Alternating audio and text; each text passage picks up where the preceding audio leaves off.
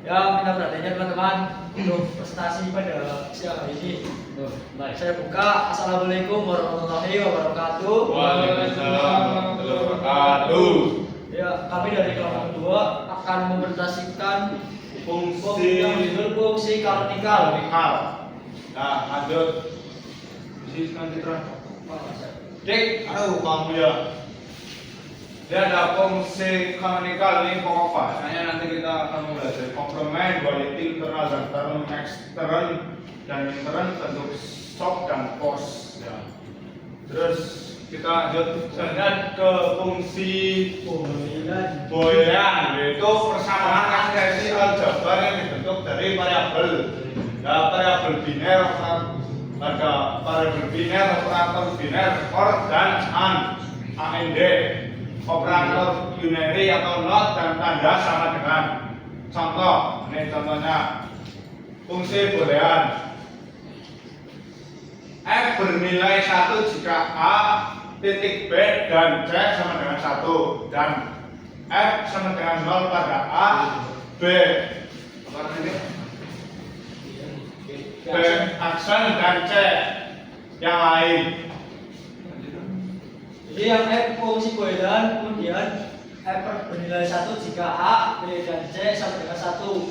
Maka F sama dengan 0 pada A dan B dan C, reaction dan C. Jadi gini mas, F fungsi boolean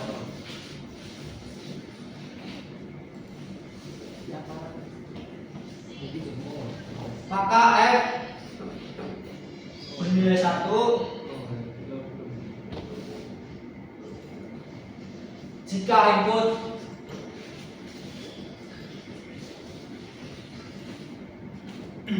A dikali B dan C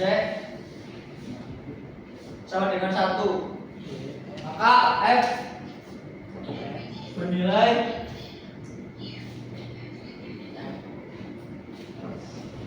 0 jika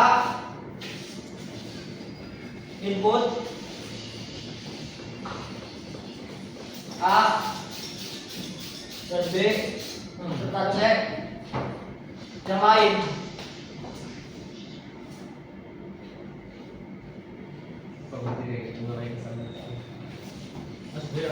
Lanjut.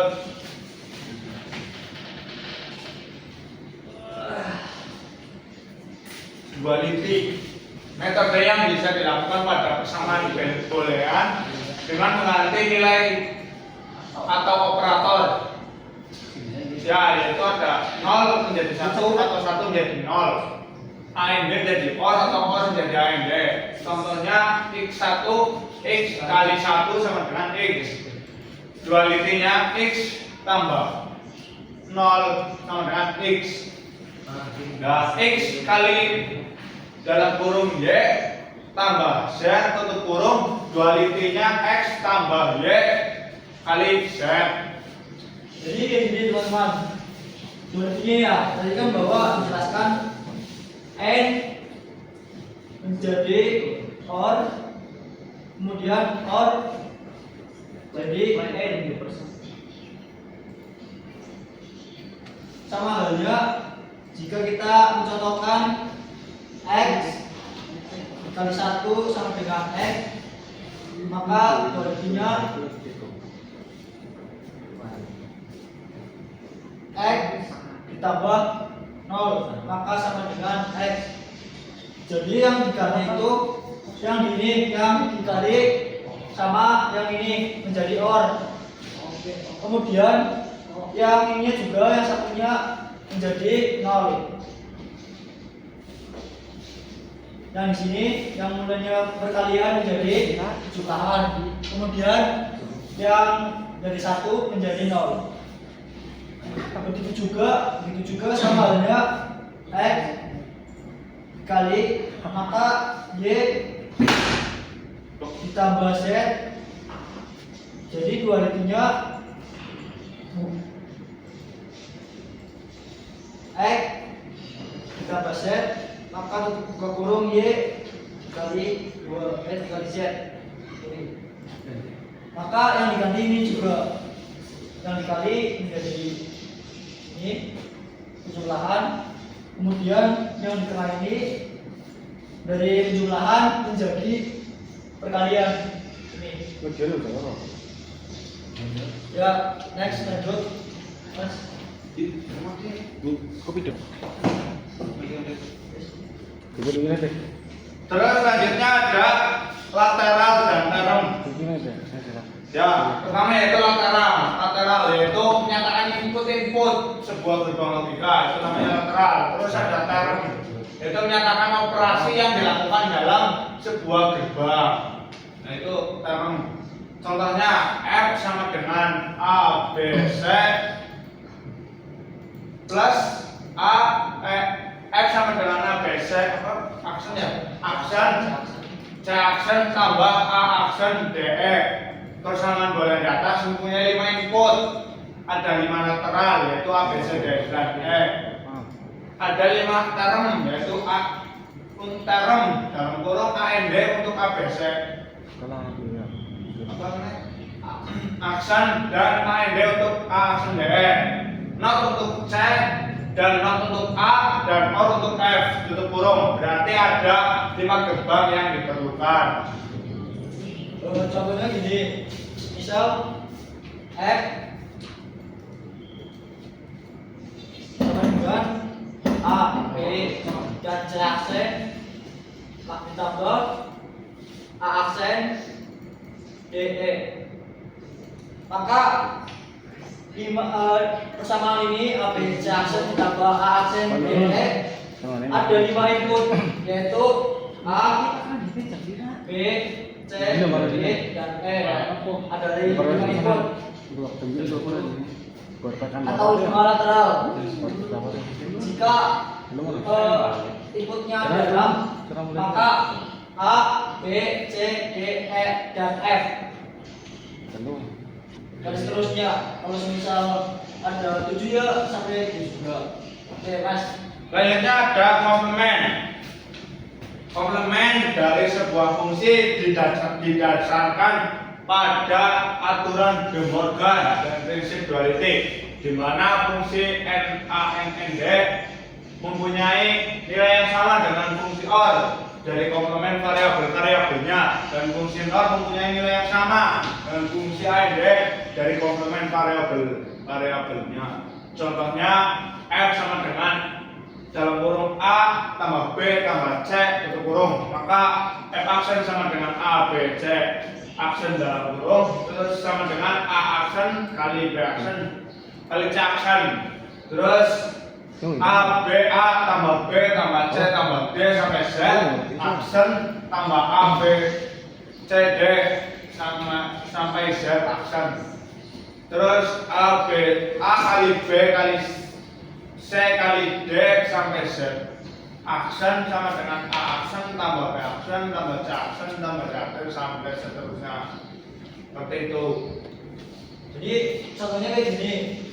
Misal contoh A ditambah B ditambah C kurung, maka misal F sama dengan, kemudian di bawahnya F sama dengan, saya ganti A, B, C nya diganti menggunakan 1 ditambah 1 ditambah 1. Kemudian F aksen, karena ini F biasa diubah menjadi F aksen dengan dua kurung 1 kali 1. Nah, tulis persamaan dulu, baru ininya 1 aksen dikali 1 aksen dikali 1 aksen. Maka 0 dikali 0 dikali 0 hasilnya 0. Seperti itu. Lanjut. Ada midterm dan maxterm. N variabel yang membentuk operasi AND menghasilkan sebuah bentuk persamaan yang disebut midterm atau standar produk. Midterm dengan 3 variabel X, Y, Z atau A aksen B, C. N variabel yang membentuk operasi OR menghasilkan suatu bentuk persamaan yang disebut maxterm atau standar sum. Contoh maxterm dengan dapat 3 variabel yaitu x tambah y tambah z aksen a aksen tambah b aksen tambah c aksen seperti itu. Ini contoh dari interim x, y, z ini. Interim kan tadi bilang bahwa persamaan operasi dari n. Ya. Maka memiliki dua variabel. Kemudian jika 3 variabel yaitu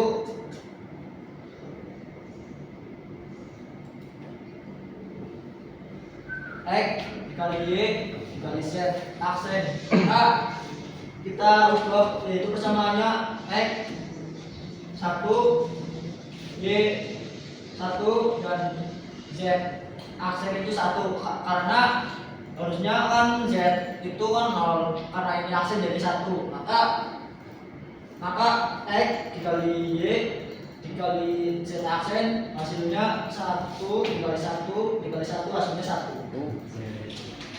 Oke mas. Nah ini ada tabel kebenaran ya dari midrange dan maxrange.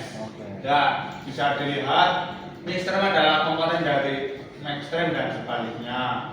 Nah, ABC aksen yang bisa dilihat. Untuk ini ya tabel kebenaran. Berarti ada 3 input dan 1 output, di mana A aksen, B aksen, dan C aksen yaitu nilai dari interim yang menghasilkan nilai 1. Kemudian dari maxtermnya yaitu hasil yang nilainya 0.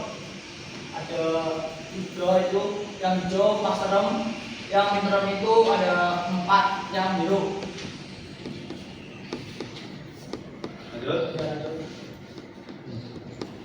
Nah, lanjut bentuk SOP sama produk dari tabel di atas. Y dua kurung AB Z sama dengan A aksen, B aksen, serta C ditambah A aksen, B aksen, C ditambah A B aksen sama C ditambah A B C. Maka persamaannya Y dua kurung A B C sama dengan sigma kurung 0 dari 1, 5, 7. Berarti ini merupakan bentuk dari yang bernilai 1 atau menggunakan akan yang max interim hasil yang bernilai 1. Tadi kan bahwa dibilang di ini si sigma itu 0, 1, 5, 7. Hasil dari 1 maka yang ini yang 1 2 0 1 sama ini 5 kemudian 7 yang bernilai 1. Orang sama juga dong. Yaitu angka yang bernilai akhirnya 0. Kita bisa apa? Lihat bahwa yang bernilai 1 yang 0. Terus selanjutnya ada dari bentuk pos yaitu product of sum. Dari tabel di atas adalah ya ini ada rangkaian pos. Rangkaian pos ya. Bentuk persamaannya itu yang di atas A B aksen C aksen dikali A tambah B aksen tambah C aksen tambah dikali A aksen tambah B tambah C. Seperti itu. Untuk gerbang logika ini karena ini B aksen sama C aksen, maka kita juga bisa tulis persamaannya B aksen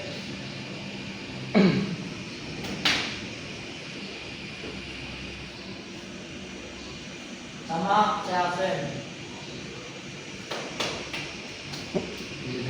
Karena ini aksen, maka ini dinotkan. Kemudian C aksen juga ini dinotkan. Karena ini A biasa, jadi kita langsung. Ya, yuk lanjut. Satu kebenaran.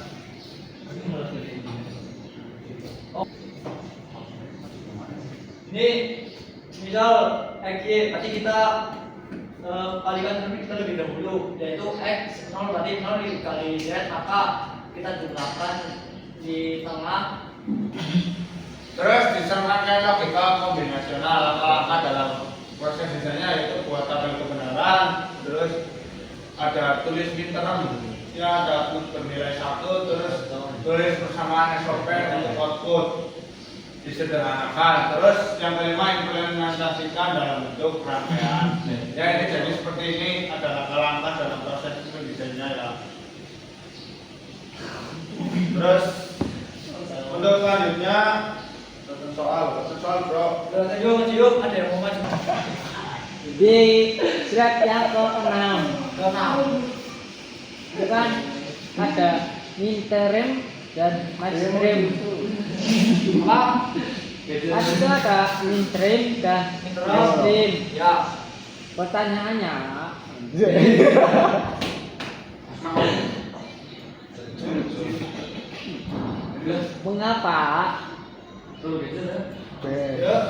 mengapa mainstream disebut sebagai standar produk, sedangkan mainstream disebut sebagai standar sum? Mungkin kenapa disebut ini ya standar ini? Karena midterm itu operasinya adalah n, sedangkan maxterm itu operasinya merupakan dari gerbang dari persamaan or Seperti itu. atau jumlahan. Nah, Mas, ini kan antum 3 variabel untuk operasi or. Maka contoh dari or itu bisa dilihat bahwa x tambah y tambah z aksen itu merupakan dari operasi or. Ya, gimana Mas Adik? Ya, saya bertanya ada yang mau ditanyakan? Saya bertanya, Ya. itu kan ada interim dan mainstream. Apa? Itu ada interim dan Midterm. mainstream. Ya. Pertanyaannya,